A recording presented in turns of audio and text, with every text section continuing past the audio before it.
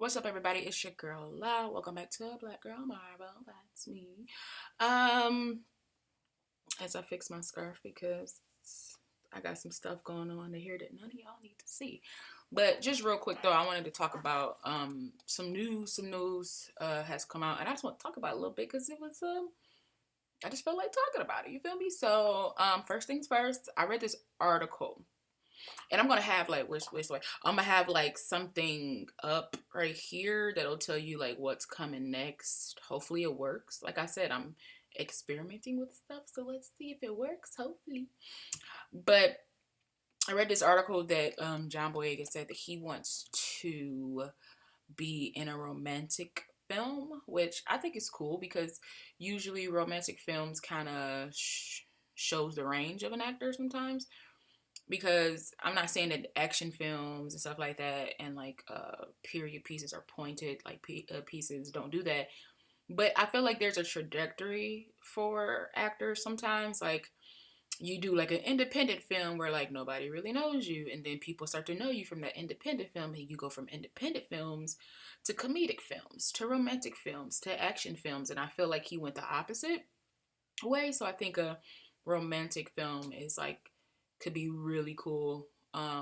in my book for him.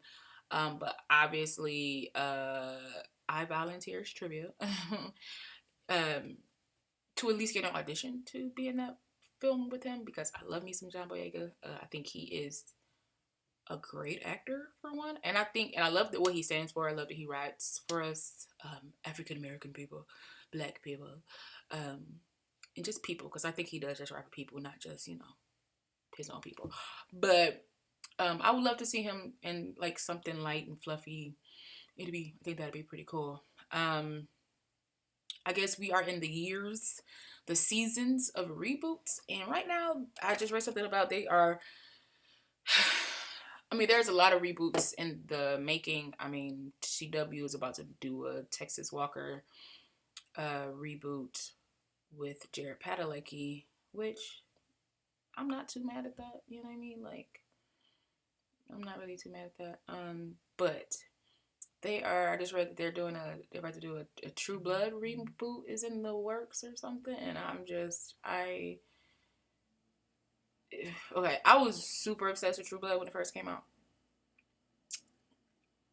and then somewhere along the lines, it just got like it went off the rails somewhere. I don't know if they stopped reading the books. Mind you, I ain't read the books, but I'm not sure if they kept the source material because it just got really weird and just like really overly sexualized for like no reason. I feel sometimes. I don't know. It just got weird. But it did give us, Alcide. Um, so if you don't know who Alcide is, look him up. Good old Joe, Sofia Vergara's Joe. Um, but yeah, I'm not. I don't know what you can do in this reboot that hasn't already been done in the original. It's kind of like how they rebooted Charmed. And if I'm really being honest, because I've watched the new series of Charmed, it ain't really a. I mean, because some people was like, I don't want anybody to remake Charmed. And if I'm being totally honest, it was kind of like they just kind of used the Charmed name to get some clout. And then, because it's so different from Charmed. Like, they might use some names that's similar sometimes. Like, they might, like, throw some Easter eggs in.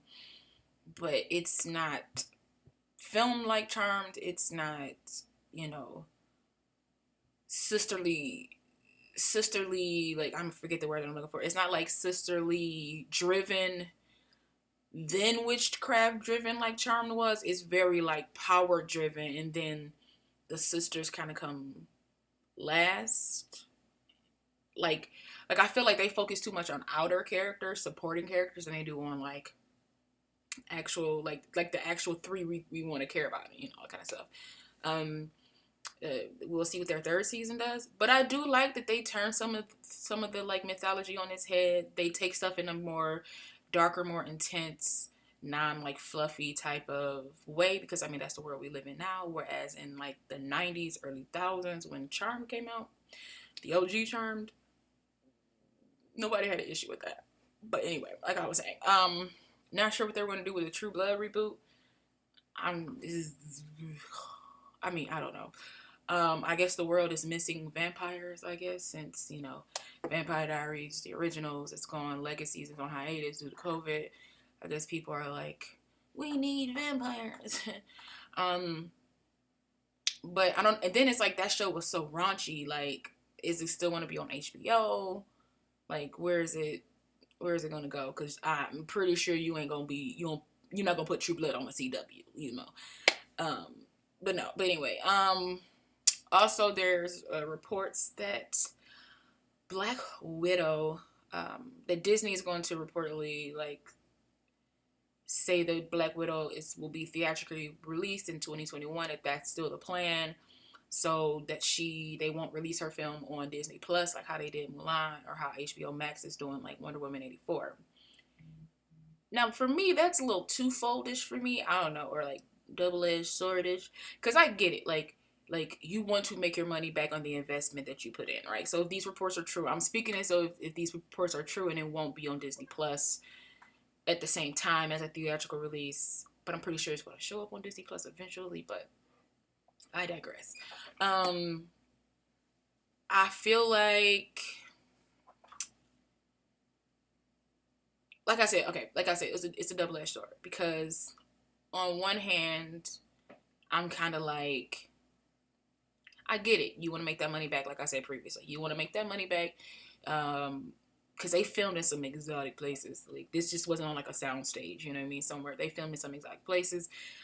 Just looking at the trailers in themselves, a lot went into making this film. So I get it. You want that money back. Also, the actors put in a lot of work, a lot of hard work, and they want to get paid for that work as well. But then also on the flip side of that, I'm thinking to myself, there is a pandemic.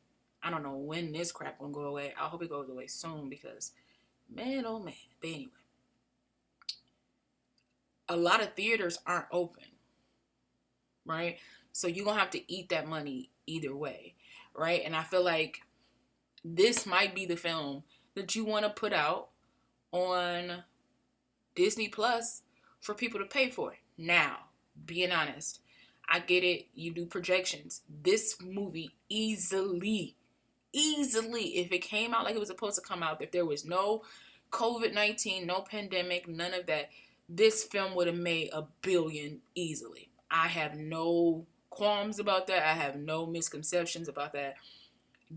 Disney, Marvel has a track record of making billions, if not 1 billion plus, or in that range, for their films, each and every one for the past decade or so. So, and everybody's been chomping at the bit for this Black Widow film.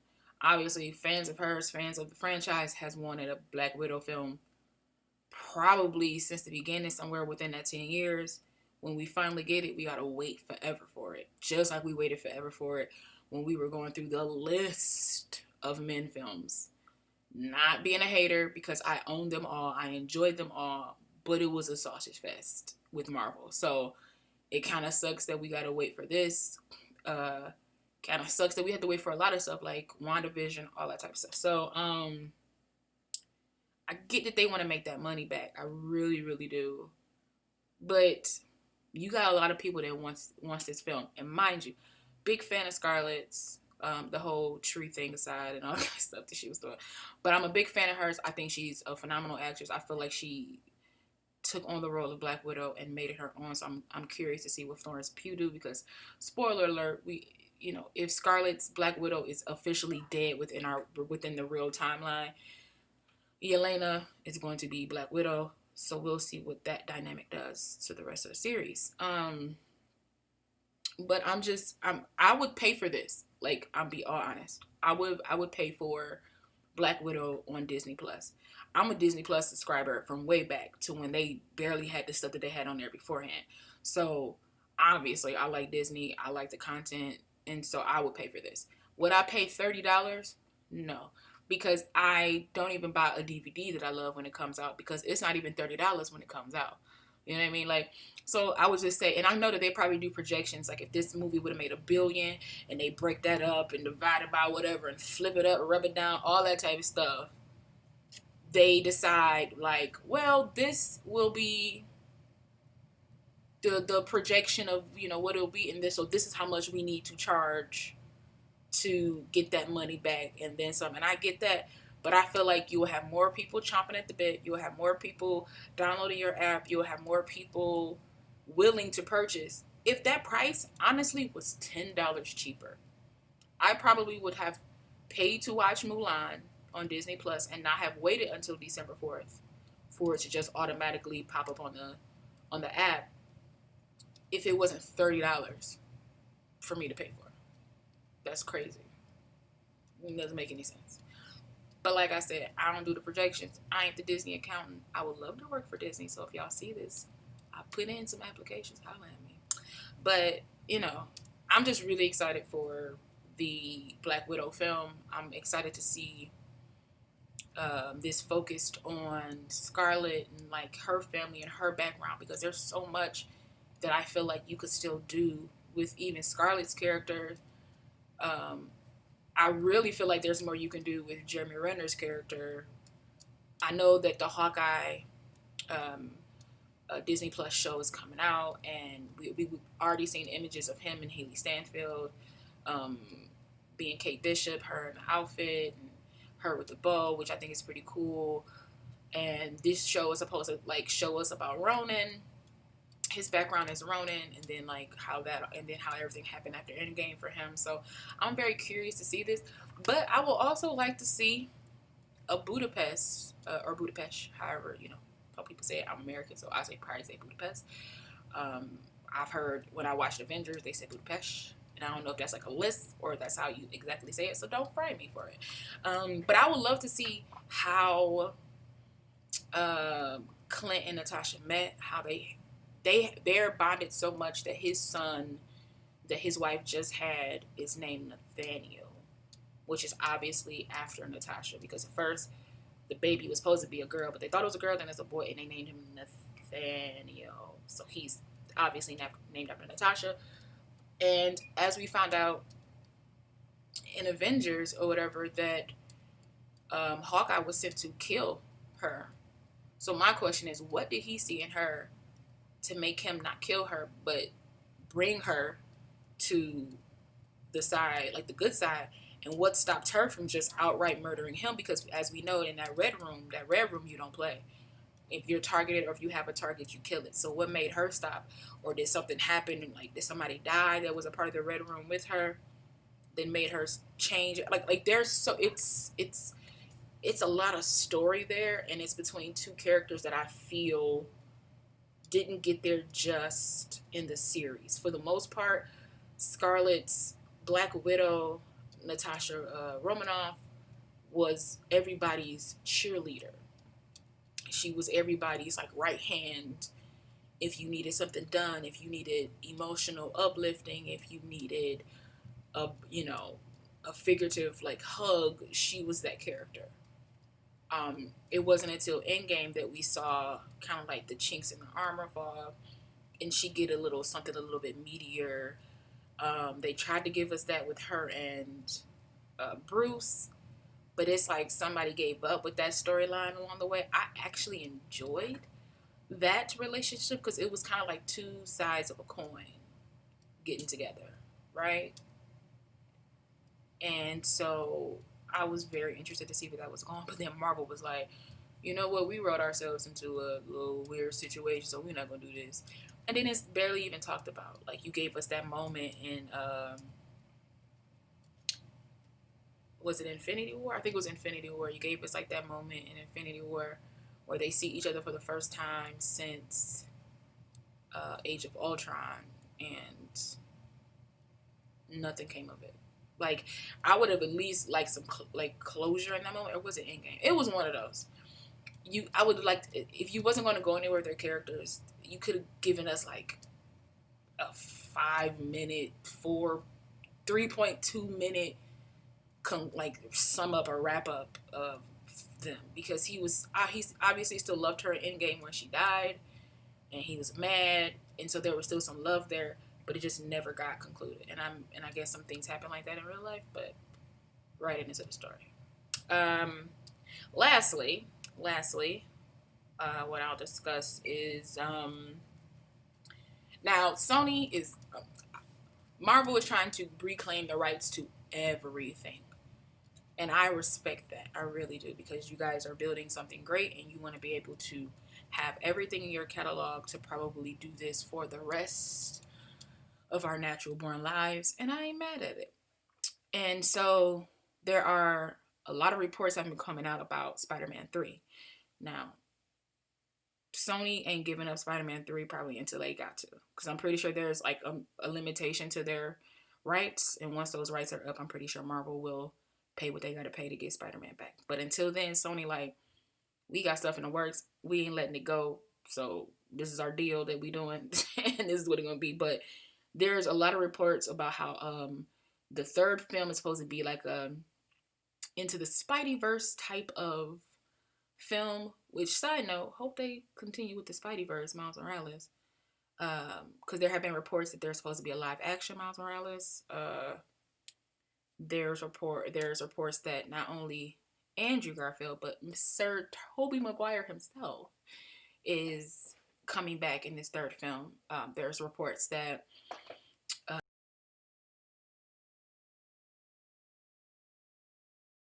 Kirsten Dunst are coming back in this film. Alfred Molina is coming back. He played Doc Ock in Spider-Man 2, the Tobey Maguire version. And I'm here for it all. Like, I really am. But the one report that's like I'm super excited for. And I feel like it's not going to be a big thing. I feel like it's going to be like a small cameo. He's going to be in it. But if he's throughout the film, I'm still here for it. I just don't feel like they're going to give him that big of a role, which I feel like they should. But Daredevil himself, Charlie Cox, has been reported to be in the film as well. And if you don't know this about me, but I also do a podcast called What Kind of Black Nerdcast Is This? I'll put it in the description if you guys want to check it out, because we do have a YouTube page as well. Check us out. We have talked about how it just makes sense to have the Marvel verse lawyer come into the Marvel verse. And I believe that Marvel has the rights back from Netflix for Daredevil. I think the only thing that they don't have, and I'm not too sure on this, I think we talked about this on the show, the What Kind of podcast, is Iron Fist, I think, or Luke Cage. It's one of those. Like, I think they pretty much got everything back. So I love Daredevil. I thought he was portrayed amazingly. Charlie Cox was amazing. The research that he did into like blind people to prepare for this role, the physical transformation that he went through, like the fighting, that like the action, like the some of the storylines are great. So like I love that they're bringing Charlie Cox back and they're not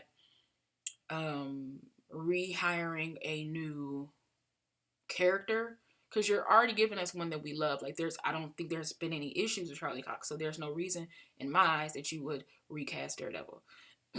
I'm talking to you, DC, about you could have just given Grant Gustin a try as the Flash. But anyway, I'm excited to see what Charlie Cox does to this, because right now, as we know, in the second Spider-Man Far From Home, Pete's he's in a bad way, you guys. If you don't know, spoiler alert. Jake Gyllenhaal, which his character is really just is gone from my brain right now, because I didn't think I was talking about this, so it's just gone from my brain right now. But he really framed Spidey for his murder, and so Spidey needs a lawyer, So I would love it if Charlie Cox just popped up, and I would love Matt Murdock to pop up with Foggy. That'd be so dope. But I'm cool with whatever you guys want to do. But I'm excited about that, and I would love if Marvel started doing like use their Disney Plus for a different platform for those Netflix shows. You know what I mean? Like, bring back Jessica Jones, or have her cameo and stuff a few times. You know what I'm saying? Like, depending on how stuff crosses over, stuff like that. Luke Cage, stuff like that. I'm I'm just, I don't know. I'm excited for what we got going forward. But that's about it on the news and the stuff that I wanted to share at this moment. Drop all your comments below, hit that bell, subscribe, and I will see y'all later. Peace out.